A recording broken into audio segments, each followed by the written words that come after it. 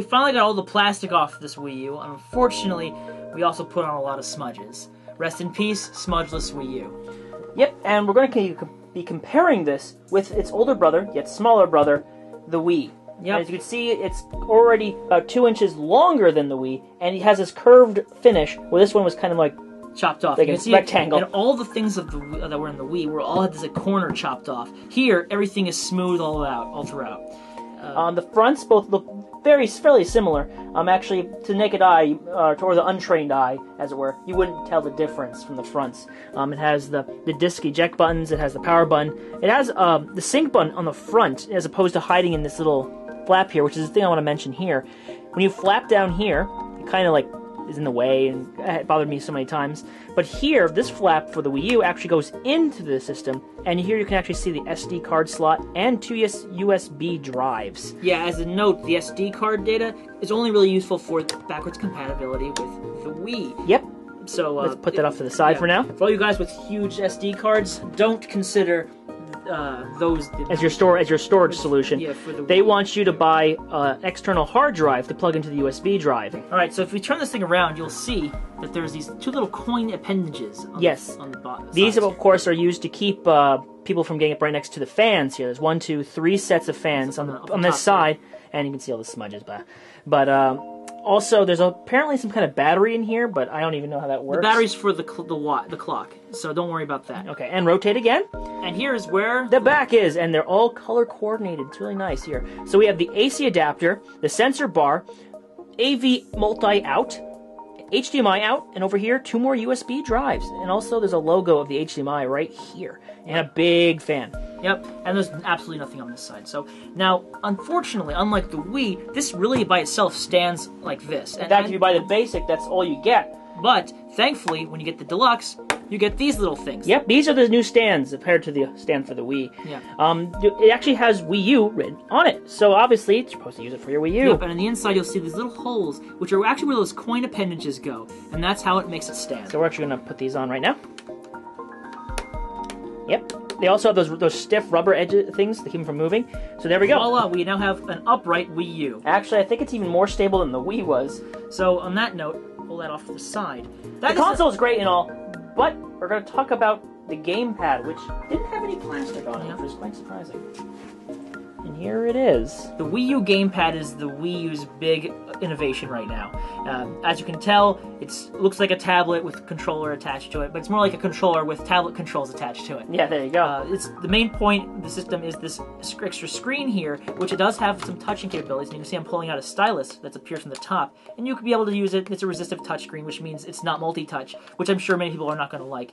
But knowing that, it's going to be really big on the off-TV element, because you can actually stream data to this without having the television on, which is very important. All right, it has 2 joysticks that are actually clickable.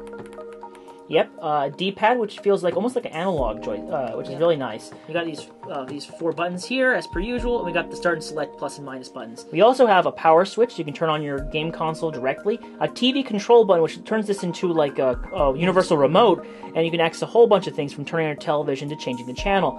And then we have a home button, you know, and even has a glowing indicator light on it, so you can always tell when your friends are on or something. Actually, it specifically tells you when someone's trying to contact you through Wii U Chat.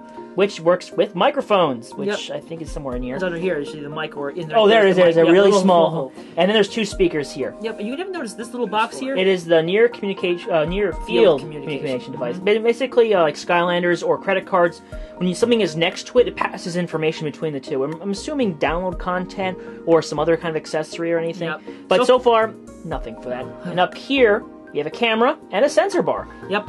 This is ideal because in case you wanted to play a game, multiplayer or away from the television, you can actually use this and the Wii Motion Plus to effectively make this into its own Wii console. Wii U console. Yeah. Well, I was saying Wii because the Wii has a sensor bar. Yeah, yeah.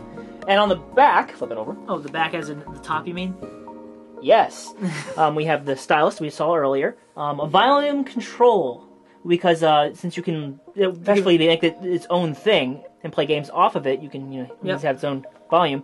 We have a headphone jack, an AC plug if you don't have the cradle, and L And R buttons. And what was this thing again? I keep forgetting what it's called. What? This thing. Oh, that's RF. This is when you're actually making that TV control. That's the signal that's going out. Yep, and if you pull it a little bit further back, we have the ZR and the ZL, kind of like an extra trigger buttons, and nubs to keep it resting on the table. And just a note, people out there who are wondering, these are digital, so don't expect any analog controls with these R and L buttons. And it's also very light. Very light. And on the bottom, you'll see where the cradle will get its contacts for when it's sitting down. And this thing here is supposed to be used for a peripheral of some sort, but I've never seen any yet. And, it's Nintendo. You never know what they're going to do. Yep. So, and you can see here with these wonderful stands. This is the stand you got from the Deluxe. It is the game stand, again, nubs prevent from moving. Yep, and you just go like that. Well, I'm going to destroy everything we just got. Stop it. This is for when you're talking to someone, or if you're just using it for another screen, and you're just playing with another controller. This is made for your ease of use. But if you wanted to, say, charge it, you can have this across the room or wherever you want to charge your controller. Have the little... have the AC adapter plugged in here. And just go this and go charged. And there you have it. That's what the Wii U GamePad has to offer. Now, of course, we've been looking at this hardware for the last few moments. Why don't we just see what it does when we turn them on? Yes, we got a bunch of plugs, got some AC stuff. Yeah, we're going to be doing this for a while. I hear an update in it when you turn it on, so we'll see you in 3 hours.